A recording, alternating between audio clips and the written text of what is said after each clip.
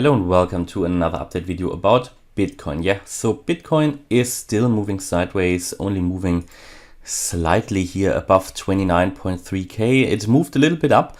That was in line with expectations. We go and take a look at the chart, but really it's only moved sideways in the last 24 hours.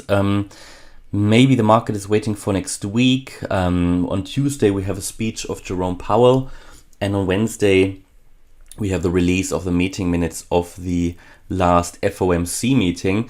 Now, still, I don't think Powell's speech is a significant one. That is on Tuesday. And I don't think the meeting minutes will make a big difference. I don't think personally the market is waiting for that. It's not like we have a significant event or anything. But I think the reason why we moved sideways here is probably because it's just a Saturday. And on Saturday you have less volume and so on. What we've seen in the last few weeks, and I have to repeat that because there's a lot of new viewers, is that we've usually seen a lot of movement around the weekly candle close, the daily candle close on Sunday, the weekly candle close, and that will be obviously today. So there was a little bit of movement or volatility just before the weekly candle close, and sometimes just after it. So we can expect here some volatility, especially if the market has moved just sideways here for a little while. Then you typically expect here some kind of movement. Overall, the market, no surprises really. Let's take a look at Bitcoin. Here still, structure I won't change. 1 to the upside, 2 to the upside, an A, B, C pattern. There are certainly different ways of counting it. Yeah, I had someone ask me, could this be a wave 3? Sorry, could this be a wave 3? Could this all be a wave 4? Where you then have an A, B, C here. Yeah, absolutely possible, but I'm still in favor of this one just because of the relationship of different waves. I'm fully aware that if you look at it from a log scale point of view, that it's looking different. Yeah, but again, my view is, and I just still, that's just my view. I think that the log scale distorts the wave relationships. Yeah, it distorts the wave relationships. And if you look at it from a log scale point of view, you lose this whole picture of this one is much higher than this one, and whereas the other one here, it just distorts those wave relationships. And it's so important because it's all about investor psychology. I just can't believe that the log scale adequately shows investor psychology. I just don't. I want to see those relationships, and that's why I usually don't use the log scale. So let's see. Let's go to the more imminent term, not time frame. Not much happened. In the last video or videos, showed you here this Elliott Wave triangle here in an A, B, C, D, E, based on which we expected a little bit more of a recovery.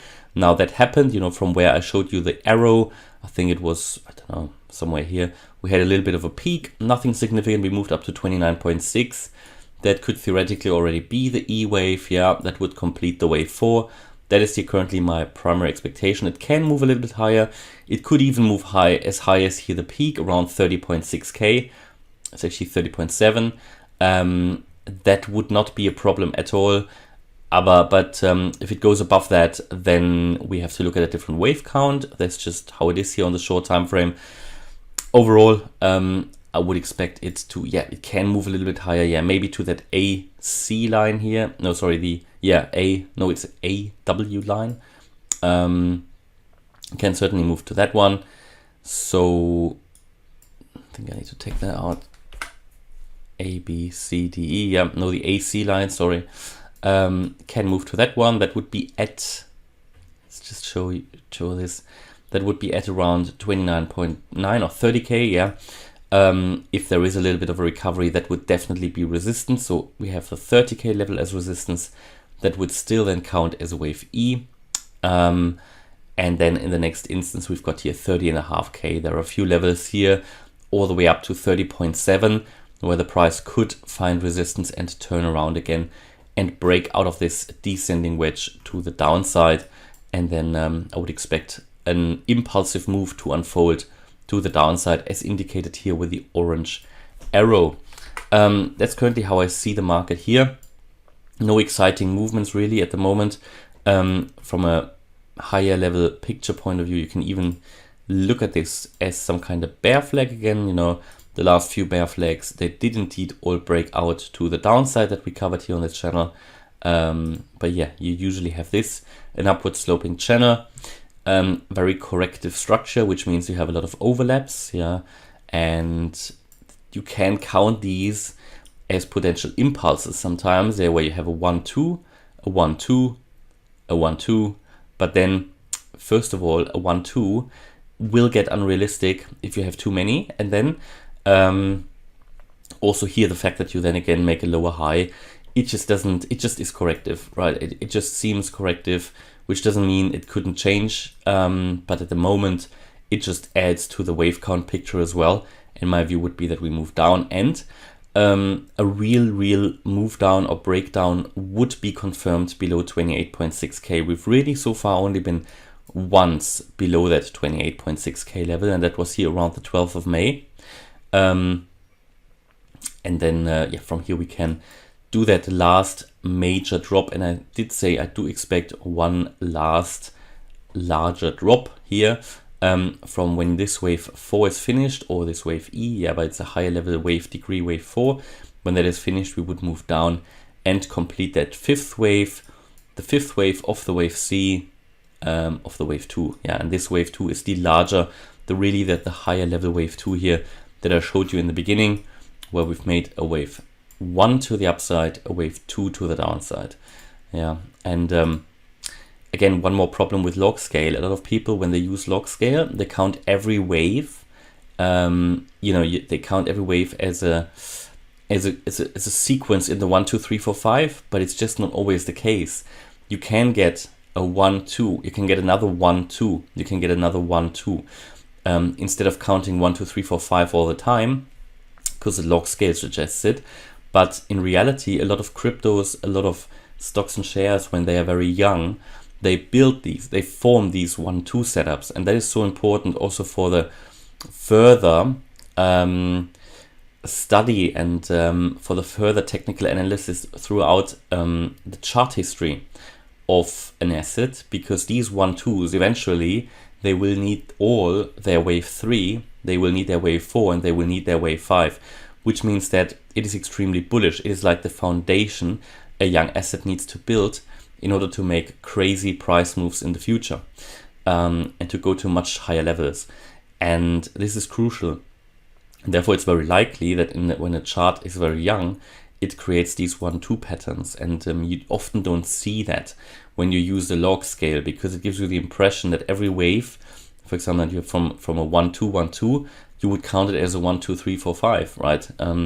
So yeah, but it's just a different approach, and in the end, we'll see. On the shorter time frame, there is pretty much no difference anyway. But yeah, the move below 28.6k would be the confirmation of that breakout to the downside, and we could move in the current scenario all the way up to 30.7k. So at the moment we are here in a possible turnaround space where we just need to wait how the market is deciding. At the moment, the most likely option would for me be to break out of this bear flag that you can see on the screen, and out of this descending triangle that you can see on the screen here in this color here in pink, yeah, breakout to the downside. I've been telling you obviously that we've reached the target area, yeah, that I've been talking about for 6 months.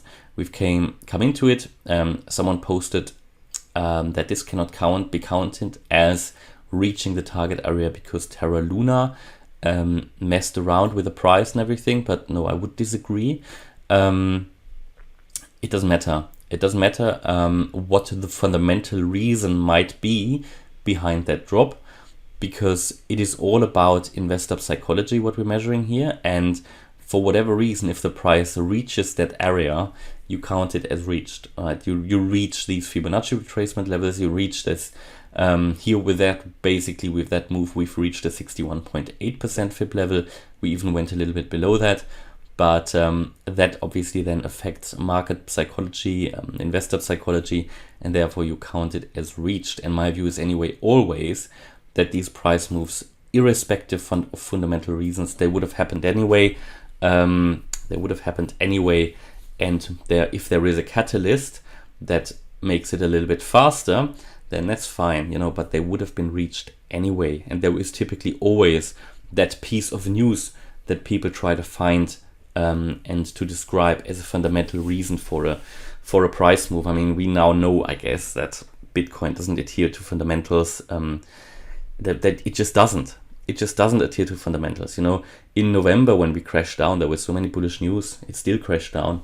The wave counter tested it, at the time, and there was still super bullish news, and Bitcoin just doesn't adhere to it. Even today there are many bullish news, but people now look for the bearish news, and these are in the focus, and that is why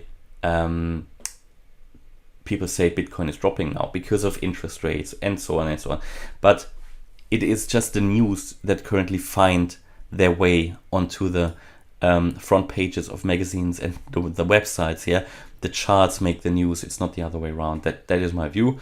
Of course, there are different views, but I think that yesterday there was a comment. Someone said to him, "It's proven that TA doesn't work because Bitcoin moves based on fundamentals." But I mean, honestly, I think the history has shown that Bitcoin doesn't move according to fundamentals. I think Bitcoin doesn't care about fundamentals. They can have a short-term effect, but they do not affect the moves of the market in a significant way. Otherwise, you wouldn't have these moves, which are pretty much the same as in every financial market. Bitcoin these days, and it has for a long time, adheres to the principles of financial markets. Prices move in waves. It's all based on investor psychology, and that's what it is. Okay, so hopefully you liked the update about Bitcoin. If you did, please hit the like button, leave a comment and subscribe. And if you really like the content, then check out the channel membership and maybe the trading course I'm currently offering on morecryptoonline.com. Thanks a lot for watching. Bye bye.